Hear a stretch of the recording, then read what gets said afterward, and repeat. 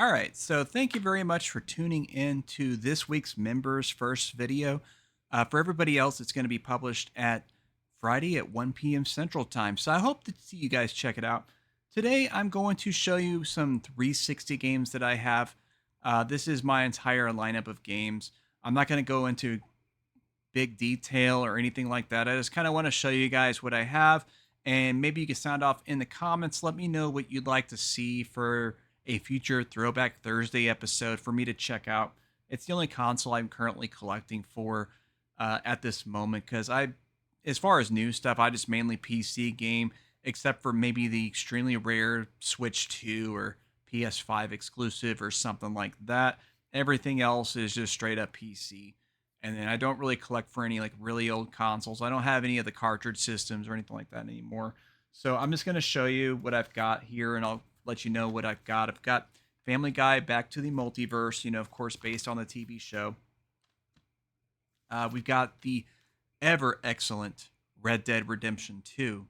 By the way, part of the reason this is going to be very short is because this is actually the third time I recorded the video. A lot of technical issues, so I just want to kind of shoot through it here. We've got the 2006 Prey, which is nothing like the 2017 Prey, but pretty good at first-person shooter. Then we've got 99 Nights, which is an Xbox 360 exclusive, kind of a really high fantasy Dynasty Warrior style game. Then I have James Cameron Avatar, the game, based on the movie, but quite unique in its aspects. It's not just a straight up adaptation of the movie's events. Then I've got the 2009 Wolfenstein. I've actually previously streamed this. This is a really cool game. For whatever reason, you can't get this game anymore. You can get like all the old Wolfenstein games, but this one, for whatever reason, you just can't find it anywhere on digital storefronts. You have to get a physical copy. Then we've got Darkest of Days, which is a unique first-person shooter game. I need to give it a try. This is apparently the most expensive 360 game I have in my collection. I wasn't aware of that when I purchased it at the time. But this is one I definitely need to check out and then probably sell it afterwards. Then we've got Call of Duty Black Ops, which is one of my favorite Call of Duty games. Absolutely fantastic. Maybe I'll sign up for Game Pass and give this a throw online sometime. Then we've got Battlefield Bad Company 2. And I do have the original Bad Company here as well. So I've got both of them. Classic EA Battlefield games, some of the best, obviously. Can't play them online anymore, unfortunately. And then we've got the Bourne Conspiracy. So this is based on the, Bourne saga, Jason Bourne and whatnot, the books, the movies. This is a game specifically to that. It's not based on any of the movies or whatever. It might be based on one of the books. I'm not sure, but it's definitely not based on the movies. Then we've got Brink. This game was definitely ahead of its time. I actually enjoyed this one quite a lot, but it just didn't take off for whatever reason.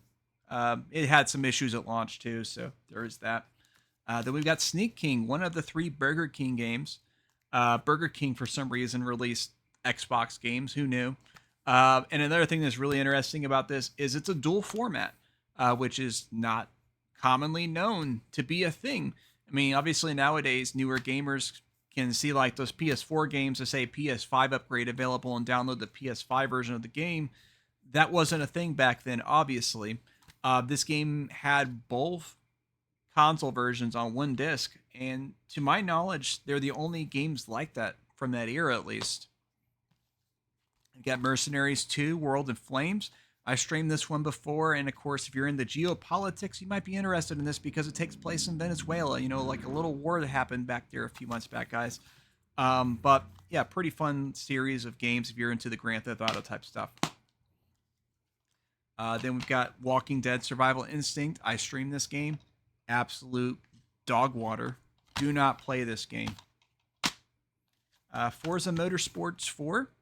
The Forza series has always been excellent, and can't go wrong. Can't go wrong. I haven't played this particular one, but I enjoyed the other Forza Motorsport games I've played. Dead or Alive 4. This is one of my favorite fighting franchises, and you just cannot go wrong. Definitely has some great assets for sure. Got Ghost Recon Advanced Warfighter. I also have Advanced Warfighter 2. Got these ones super cheap, and they're just, competent military shooters I need to give a try sometime. Then we've got Fable 3. I'm not a huge Fable fan. These games just were way overhyped. I really wanted to be a fan, but Peter Molyneux hyped the hell out of it and ended up basically being a more customizable Zelda, pretty much. Project Gotham Racing 4, pretty fun arcade racing series. It gives you a little bit more of a punch because you have the kudos system. So it's not just about getting first place. You have to kind of pull off all kinds of cool maneuvers and things like that too. Got Stormrise. To my knowledge, this is an RTS game that you can't get on PC. It's a console only RTS. So that's kind of interesting. Got Soul Calibur 4. I streamed this one before. The other fighting franchise I'm a huge fan of is the Soul Calibur series, and people aren't quite big on this particular entry, but it does have Star Wars exclusive characters. The 360 specifically had Yoda, and then the PS3 had Darth Vader. I had a lot of fun with it personally. Then I've got this thing that says Xbox Live compilation as well as Sega Superstars Tennis, but it is just the Sega Superstars Tennis. Aaron Dustin, I guess, tried to remove his name, but it didn't quite pan out. Sorry, bro. It's mine now. We got Turning Point Fall of Liberty. It's basically if you do like Wolfenstein, the New Order, the New Colossus, where the Nazis win and invade America, except you make the game complete trash. That's basically what we're getting with this. Okay, we got Ninja Gaiden 2, of course.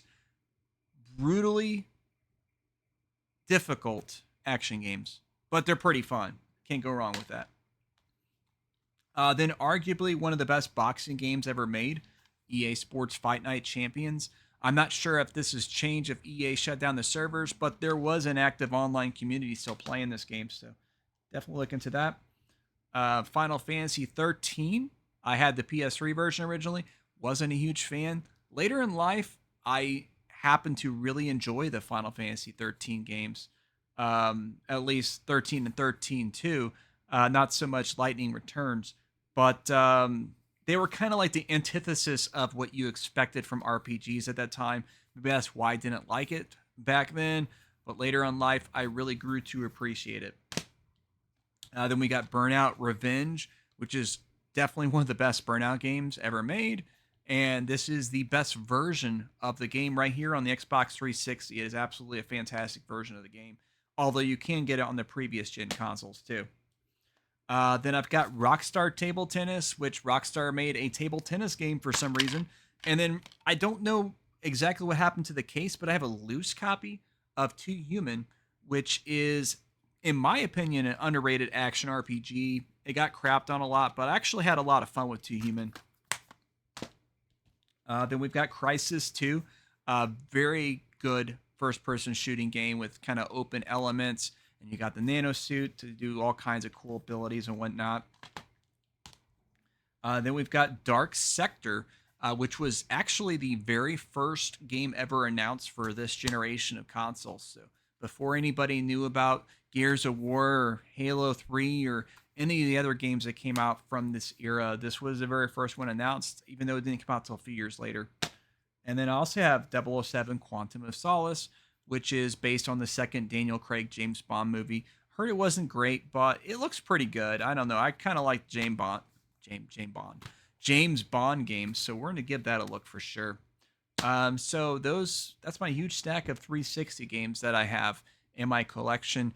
I'm not really collecting for it heavily, but it's the only console I'm collecting for because it is like basically the last console generation that actually had a wide selection of console exclusives, and not just exclusives made from the console manufacturer itself, but also a lot of third-party games, a lot of really interesting and obscure games that you're not going to find anywhere else. You know, they don't put these games out on digital storefronts, a lot of them anymore. A lot of these games never get the remaster treatment or anything like that. So there's still a lot of really cool games, and it's still very affordable to collect for the 360 too. So I figure I'd just hop on here and show off what I have and kind of talk a little bit about each of the games. I could say a lot more about some of them, but Want to make this short and concise for everybody to check out, and you enjoy the rest of your week. And don't forget to become a member if you're interested in seeing these videos first. But that's all I got time for. That's going to be the last line.